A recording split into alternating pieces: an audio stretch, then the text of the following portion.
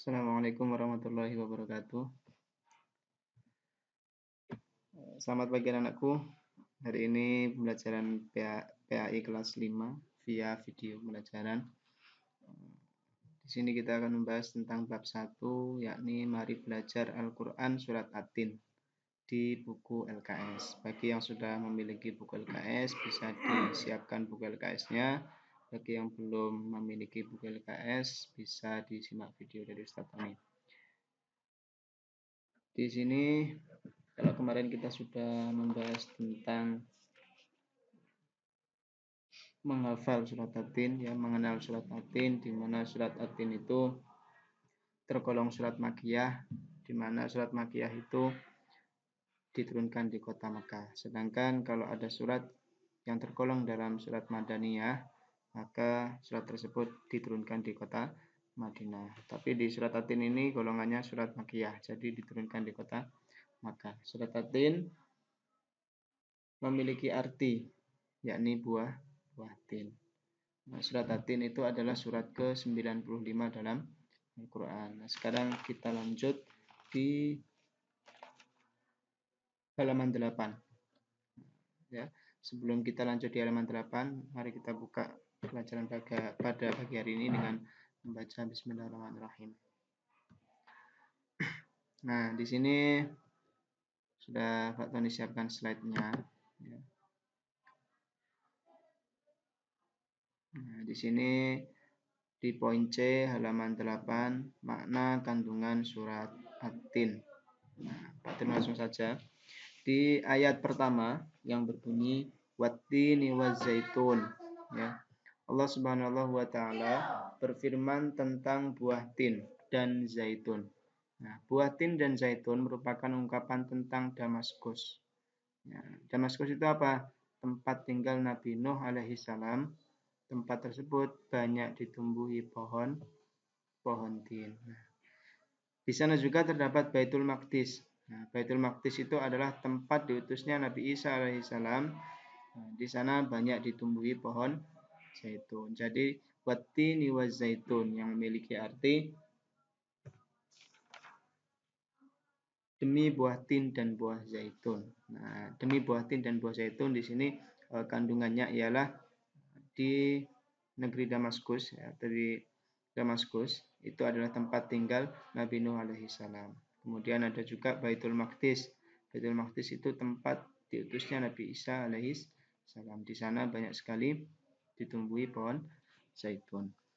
Kemudian di ayat kedua bunyinya watu risinin. Nah, Allah Subhanahu wa taala berfirman dengan menyebut Bukit Sinai. Nah, Bukit Sinai adalah sebuah gunung tempat Allah Subhanahu wa taala berbicara langsung kepada Nabi Musa alaihissalam. Nah, saat Nabi Musa alaihissalam diangkat menjadi rasul. Nah, di tempat ini Rasulullah Shallallahu alaihi wasallam melaksanakan sholat pada malam Isra Mi'raj sebagai bentuk penghormatan pada kesucian tempat tersebut. Jadi Bukit Sinai itu bukit atau tempat yang suci di mana Allah bersumpah, ya. Kemarin Pak Tony sudah menjelaskan di ketika Zoom, ya. Jadi Bukit Sinai itu bukit yang suci di mana Allah Subhanahu wa taala berbicara langsung kepada Nabi Musa alaihissalam.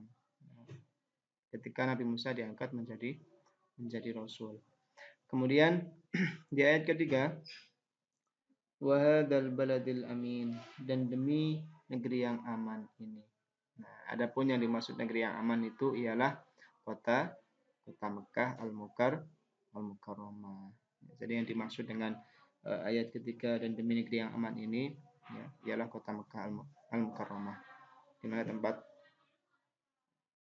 kita, ya, kiblat kita. Kemudian di ayat keempat surat At-Tin yang berbunyi laqad khalaqnal insana fi ahsani taqwim. Ya. Pada ayat keempat ini Allah Subhanahu wa taala menjelaskan bahwa manusia diciptakan sebagai makhluk yang paling baik di antara makhluk lainnya, baik secara jasmaniah maupun rohaniah. Ia dapat berdiri tegak dan berbicara, berilmu dan bijak dalam menentukan pilihan. Sebab manusia dibekali dengan akal pikiran dan hati yang dapat berfungsi dengan baik.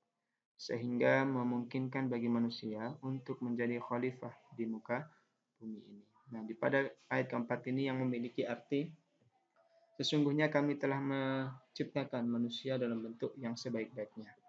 Nah, kandungannya ialah kita sebagai manusia, ya, kita sebagai manusia diciptakan paling baik di antara makhluk lainnya. Baik secara jasmani kita, rohani kita dapat berdiri tegak, berbicara, berilmu, dan bijak dalam menentukan pilihan. Kenapa bijak dalam menentukan pilihan? Karena kita dibekali dengan akal, pikiran, dan hati yang dapat berfungsi dengan baik. Jadi kita manusia adalah makhluk yang paling baik di antara makhluk lainnya. Kemudian di ayat kelima, tsumma radadnahu asfala safilin, yang artinya kemudian kami mengembalikannya ke tingkat yang serendah-rendahnya. Nah, Allah Subhanahu wa taala menjelaskan bahwa manusia akan berubah menjadi makhluk yang hina dan rendah derajatnya di hadapan Allah Subhanahu wa taala apabila ia tidak bersyukur dan tidak mentaati perintah Allah Subhanahu wa taala. Tempat kembalinya adalah neraka yang menyengsarakannya.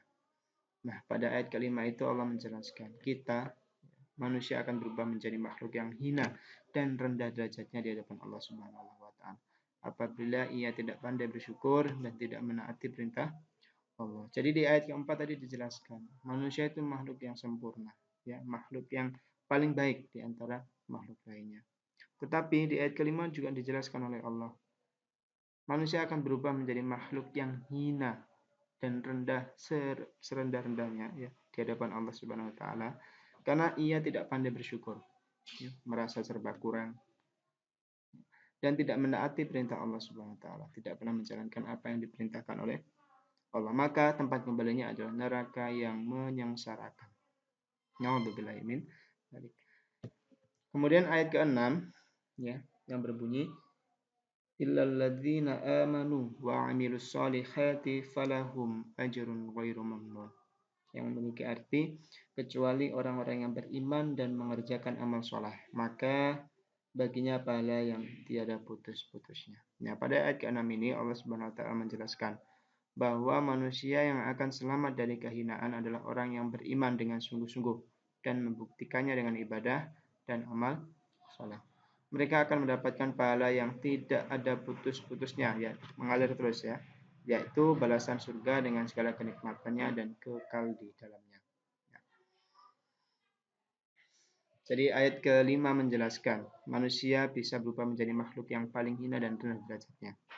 Di ayat ke-6 dijelaskan oleh Allah, manusia yang akan selamat dalam kehinaan ialah orang yang beriman dengan sungguh-sungguh dan membuktikannya dengan ibadah dan amal soleh. Jadi bukan hanya sekedar ucapan atau lisan saja, tapi harus dibuktikan dengan ibadah dan amal soleh.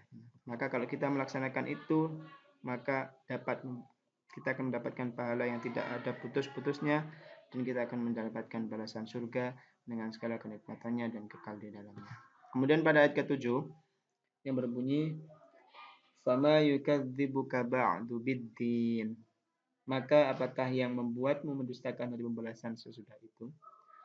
Nah, Allah Subhanahu wa taala menjelaskan bahwa melalui Rasulullah sebagai pembawa risalah dan uswatun hasanah, kita menjadi tahu tentang ajaran Islam.